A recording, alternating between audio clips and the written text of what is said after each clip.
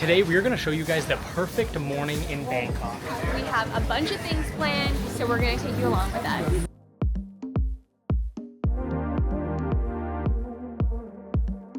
The first step, of course, is to get Sierra a coffee. Yay! And I heard Wat Coffee Roasters is really good, so we're gonna give them a try. After that, we're spending some time exploring Wat Road because it's supposed to be super cool and there's a lot of street art, lots of places to eat. It should be pretty cool, so I'm excited to check it out.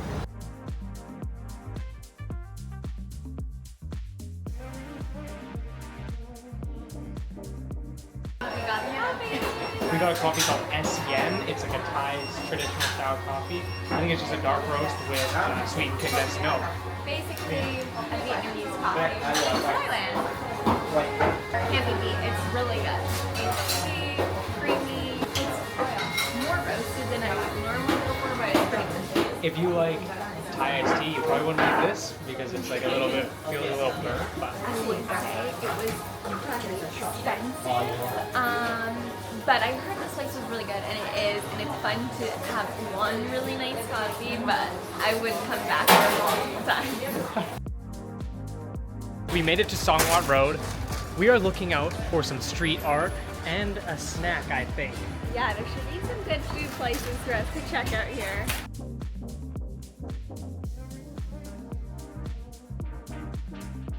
We saw a girl and she has this Thai tea, and then on top it has a bowl of dumplings, and it's all one cup. We might need to go try that. Need to get that. Just by the street art that we found though, there is a section of the building that looks straight out of The Last of Us. I'm gonna show you right now. And it turns out this is also the place to get the Thai tea and dumplings. I think we're gonna have to do it. We made it to the viral Thai tea and dumpling shop, so we're gonna see if it's worth it or if it's kind of overhyped and gimmicky. It's super busy here, I'll show you now. But this looks so good. Standing here in line, the heat from inside is wafting towards us, and I have so much respect for the people in there because it is so steamy hot because of what they're cooking. It's unbelievable. Yeah.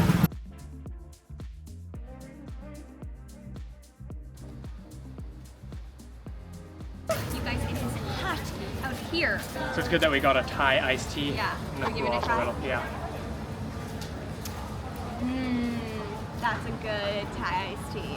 It's hard to get it wrong. We just tucked ourselves into an alley next to where we picked up this food. We're gonna give it a try. So what we got for 160 baht, or about $6 each, is 10 pork shumai dumplings and the full-size Thai milk tea. Oh yeah. So good. Let's give it a try. Cheers. So good. They doused it in like a sweet soy sauce and a little chili oil. And then it's topped with fried onion pieces, I think. So I do not think that this is overhyped. This is a smart invention. Look at how easy this is to eat along the street. My two favorite things. Dumplings and Thai iced tea. Not a gimmick, a genius invention.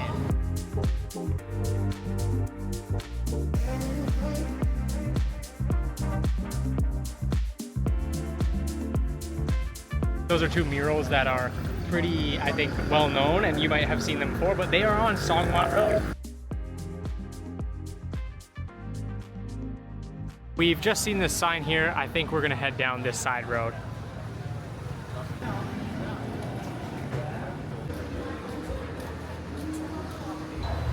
A lot less of a side street than I expected. It's cute. I think that there's going to be a view at the end here. Oh. Fingers crossed. I think you are right, Sierra. There's a nice view of the river that goes through Bangkok. Oh, and that's the Hangover Tower.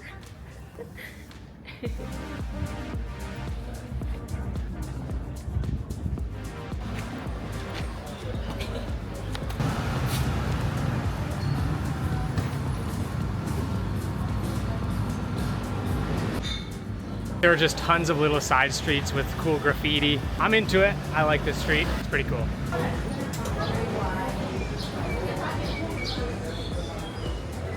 There are so many alleys here. You could explore for hours. I feel like you can get lost in every alley here.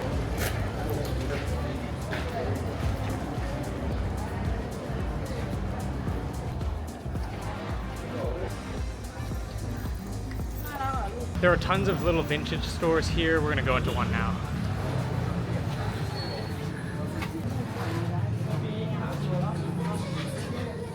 Can't resist a sticker.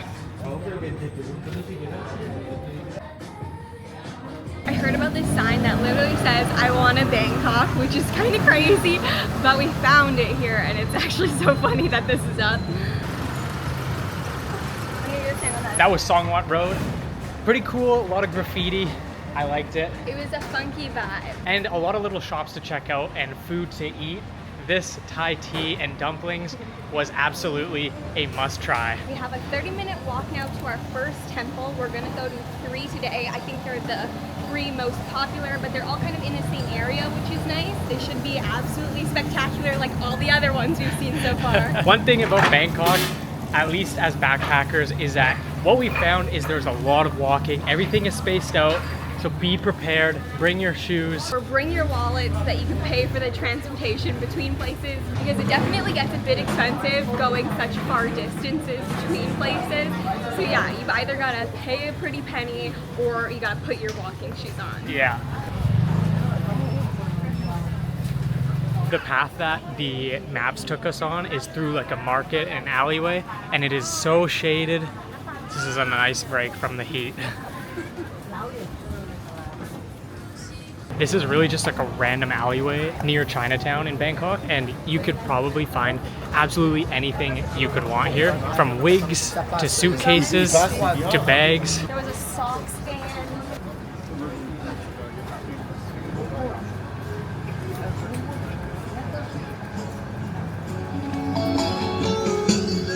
After a short 30-minute walk, we made it.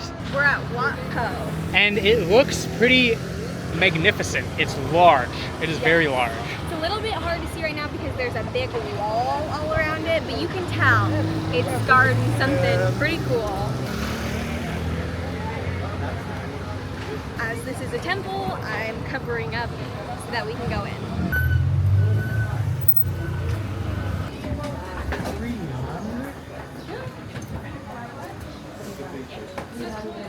It's 300 baht per person. This might be an expensive temple day. Everything is fully bejeweled here.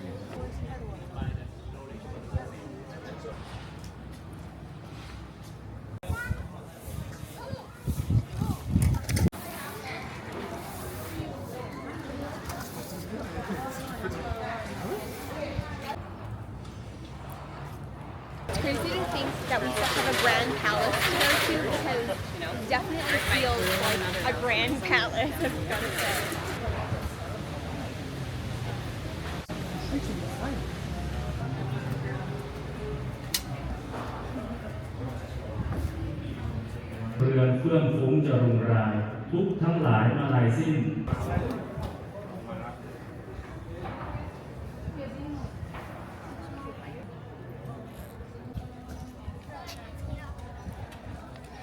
I've never seen a Buddha reclining. Let's go check it out. What I had said when we first got here was that these were all bejeweled, but on closer inspection, they're actually all these intricate little beautiful flowers that are absolutely stunning, and they just cover each one of these. And then from far away, they look absolutely bejeweled. This is the reclining Buddha. I can see like part of it. It looks massive. So big. The line for this entrance is really long. That is absolutely massive.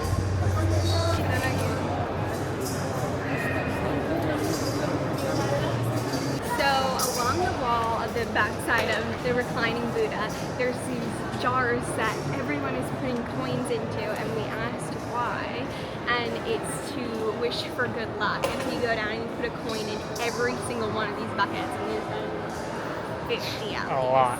And I noticed this in another one of the temples, but there's scaffolding and sheets around the scaffolding. And if you've ever been inside of here, the painting and the mural is insane, and they're actually painting it right now.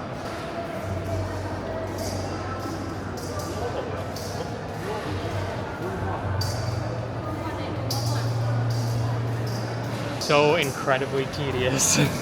I think they might just be restoring it, but it must be something like, one time I heard with the suspension bridge in San Francisco is it takes them years to paint it red, and by the time they get to the end, they have to start all over again at the beginning because it took them so long to paint the whole thing. And I bet it's probably the same here, that it takes so long to restore the intricate paintings here that by the time they finish, they have to go right back and start again. I mean, look at this.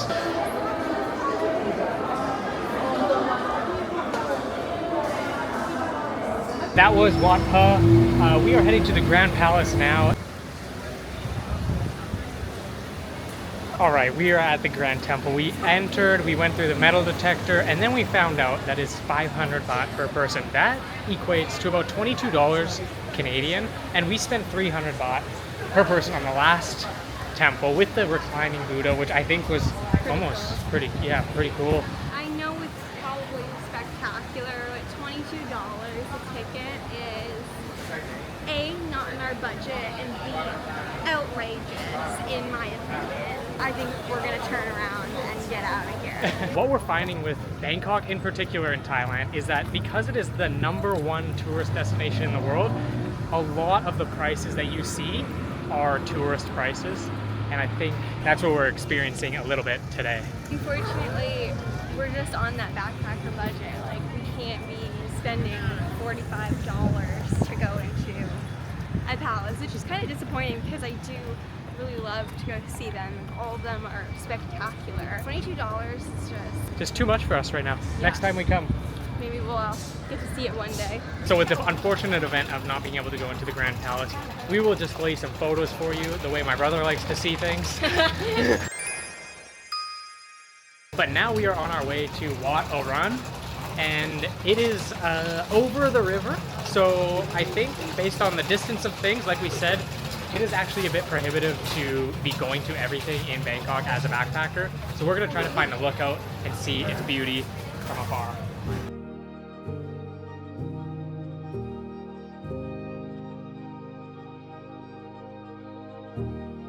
It's definitely spectacular to look at. It is a monument. I almost think this distance gives us a better perspective than going straight up to it. You can see it in all of its glory from here.